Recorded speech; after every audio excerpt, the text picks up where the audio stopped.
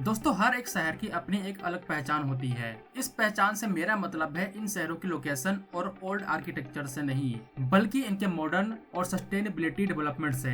अगर मैं कहूं कि इंडिया की सिलिकॉन वैली आईटी हब कौन सी सिटी है, तो आपके माइंड में बेंगलोर की इमेज आएगी। कुछ लोग हैदराबाद को भी इसमें काउंट करेंगे। अगर मैं कहूँ इंडिया का डेट्रॉइट कौन सा शहर है, जिसको ऑटो मैन्युफैक्चरिंग का हब भी बोला जाता है, तो नो डाउट सबसे पहले यहाँ पर नाम आएगा चेन्नई का। लेकिन क्या ऐसा शहर जो भारत का डेट्रॉइट भी हो और सिलिकॉन वैली भी हो? क्या आप एक ऐसे शहर के बारे में सोच सकते हैं, वो भी इंडिया में? अगर आप नहीं सोचते होंगे तो आपको आप सोचना चाहिए, क्योंकि आज के टाइम ये हकीकत है। भारत का एक ऐसा शहर है, एक अंडररेटेड शहर जो बहुत ही तेजी से ग्रो कर रहा है। मुंबई, बेंगलोर, दिल्ली, चेन्नई जैसे शहरों के नाम के आगे लोग इस शहर को भूल जाते हैं, लेकिन ये शहर आज डेवलपमेंट की एक नई परिभाषा लिख रहा है।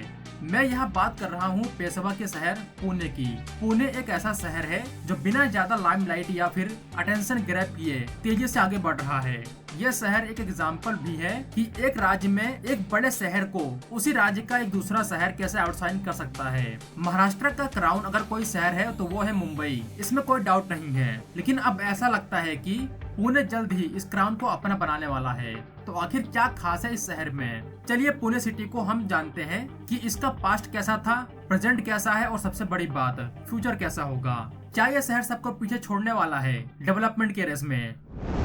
दोस्तों, पुणे शहर 17वीं सेंचुरी में छोटा सा एक गांव हुआ करता था, जिसको पेशवा ने मराठा एम्पायर की राजधानी बनाई। और सिन्हागढ़ फोर्ट जैसा लैंडमार्क इसकी रिच कल्चरल हेरिटेज की मिसाल है। 1880s में ब्रिटिश ने इसको अपनी मिलिट्री आउटपोस्ट बनाया। 1947 के बाद जब इंडिया आजाद हुआ, पुणे ने अपनी पहचान बदलनी चालू की। 1947 में यूनिवर्सिटी ऑफ पुणे का निर्माण होता है, जिसको आज सावित्री बाई फुले पुणे यूनिवर्सिटी बोला जाता है। एजुकेशनल इंस्टीट्यूशन एक बेस की तरह काम करती है। इसके अलावा नेशनल केमिकल लेबोरेटरी 1950 में आई और नेशनल डिफेंस एकेडमी 1955 में स्टेब्लिश हुई। तो पुणे के पास डेवलपमेंट का बेस ऑलरेडी तैयार हो चुका था। इसी दौरान यहाँ इंडस्ट्रियलाइजेशन की भी शुरुआत हो जाती है, जब हिंदुस्तान एंटीबायोटिक्स 1954 में हड़पसार में आई और महाराष्ट्र इंडस्ट्रियल डेवलपमेंट कॉर्पोरेशन ने भोसारी और पिंपरी में फैक्ट्रीज लगाई। जब 1961 में सेंसस हुआ था तो उस टाइम पुणे की आबादी सिर्फ 6 लाख थी और 2011 में जब आखिरी बार सेंसस हुआ तो उस टाइम इस शहर की आबादी बढ़कर 72 लाख हो गई थी। आज पुणे एक वाइब्रेंट मेट्रो सिटी है, जिसकी करंट जीडीपी $70 बिलियन को टच कर गई है। पुणे आज भारत के टॉप 10 रिचेस्ट सिटीज में 7th पोजीशन पे आता है। इसको रिच बनाने में आईटी सेक्टर्स का एक बड़ा रोल रहा है। तो सवाल आता है कि आखिर जब बेंगलोर और हैदराबाद और गुरुग्राम जैसे शहर ऑलरेडी अच्छा काम कर रहे हैं आईटी सेक्टर में, तो आईटी कंपनियों ने पुणे को ही क्यों चुना? और अगर मान भी लो कि आईटी कंपनियों को दूसरे राज्यों में भी एक्सप्लोर करना था, तो महाराष्ट्र में ऑलरेडी मुंबई, नवी मुंबई और नागपुर जैसे बड़े शहर मौजूद थे, तो फिर इन्होंने पुणे को ही क्यों चुना? इसका कारण है एजुकेशन।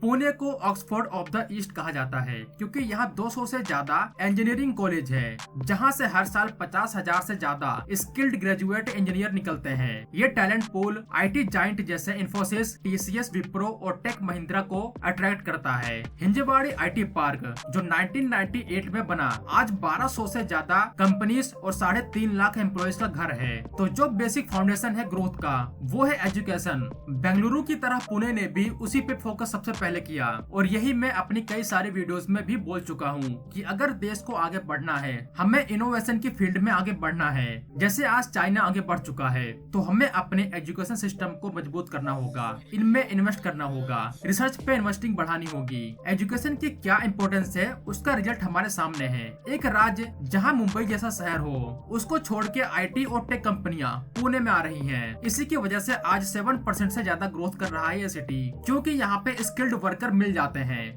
और न सिर्फ आईटी सेक्टर बल्कि ऑटोमोबाइल सेक्टर में भी ये सिटी काफी ज्यादा आगे बढ़ चुका है। टाटा मोटर और बजाज ऑटो जैसी जायंट कंपनियों ने यहाँ इन्वेस्ट कर रखा है। सेविस ग्रोथ हब इंडेक्स 2024 के मुताबिक Pune top 15 fastest growing urban centre में से एक बन चुका है। ऑटो सेक्टर से लेकर आईटी सेक्टर, यही चीज इस शहर को देश के बाकी के शहरों से अलग बनाती है। इसीलिए इस शहर को एक नाम से डिस्क्राइब करना काफी मुश्किल होता है। बेंगलोर को को तो कहा जा सकता है IT capital of India, Chennai को कहा जा सकता है ऑटोमोबाइल हब ऑफ इंडिया, उसी तरह हैदराबाद को कहा जा सकता है फार्मा सिटी ऑफ इंडिया।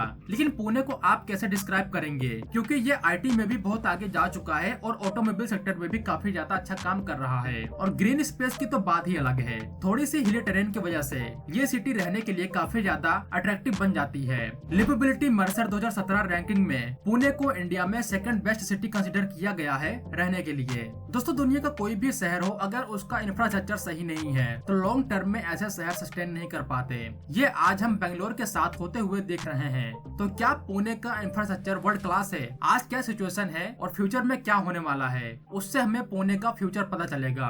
तो अगर मैं इस शहर की बात करूं तो 2002 में पुणे से मुंबई के बीच देश का पहला 6 लेन का एक्सप्रेसवे बन के तैयार हुआ था। इसके बनते ही पुणे से मुंबई के बीच की दूरी सिर्फ 2 घंटे की हो गई थी। इससे पुणे को बहुत ज्यादा फायदा हुआ है। आज के टाइम पुणे से मुंबई के बीच 80,000 से ज्यादा व्हीकल्स ट्रैवल करती हैं। पुणे पब्लिक ट्रांसपोर्ट के लिए PMPML 1800 से ज्यादा बसेस और पुणे मेट्रो जिसका फेस 1 33 किलोमीटर का है 2022 में शुरू हुआ, जो पब्लिक को सपोर्ट करता है। फ्यूचर की बात करें तो पुणे सिटी को कंजेशन की समस्या से दूर करने के लिए 3 रिंग रोड की प्लानिंग है। आउटर रिंग रोड जो 136 किलोमीटर का होगा, इनर रिंग रोड जो 128 किलोमीटर का होगा और हाई कैपेसिटी मास ट्रांजिट रूट जो 36 किलोमीटर का होने वाला है। इन तीनों रिंग रोड को 2030 तक बिल्ड करने की प्लानिंग है। स्मार्ट सिटी मिशन के अंडर पुणे में 25 नए इंटीग्रेटेड टाउनशिप का निर्माण होगा। मेट्रो को भी एक्सपेंड किया जा रहा है। इसके फेज 2 में 14 किलोमीटर की लेंथ को और ऐड किया जाएगा 2027 तक। न सिर्फ मेट्रो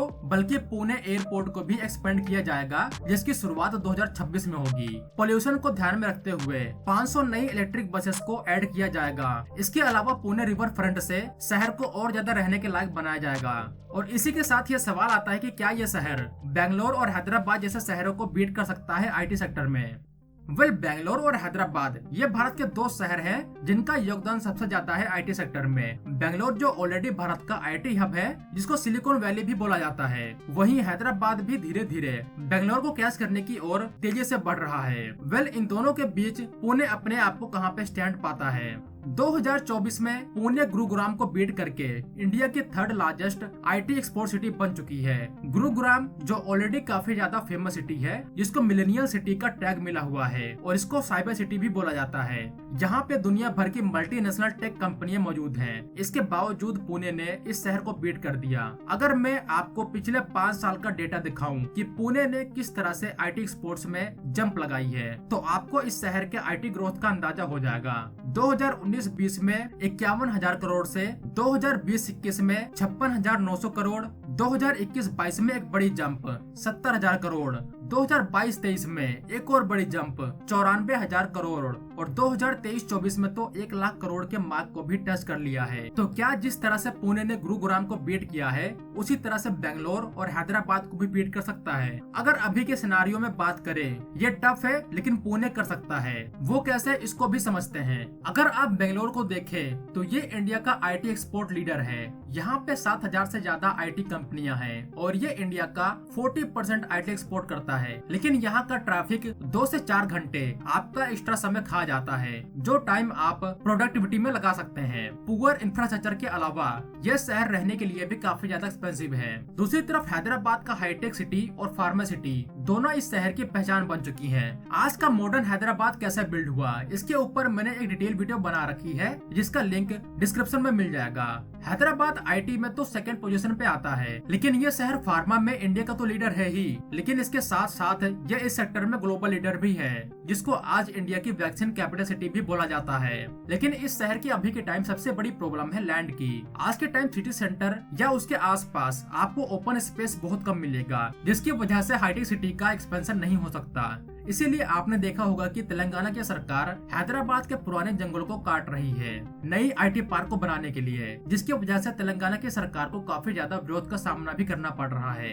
तो अगर इन दोनों सिटीज ने इनोवेटिव तरीके से अपने अपने प्रॉब्लम का सलूशन नहीं निकाला, तो पुणे इन दोनों शहरों को कड़ी टक्कर दे सकता है फ्यूचर में। अब देखने वाली बात होगी कि पुणे सिटी अपने इस मौके को किस तरह से भुनाती है। तो इस वीडियो में बस इतना ही था। मिलते हैं नई वीडियो के साथ, तब तक के लिए जय हिंद दोस्तों।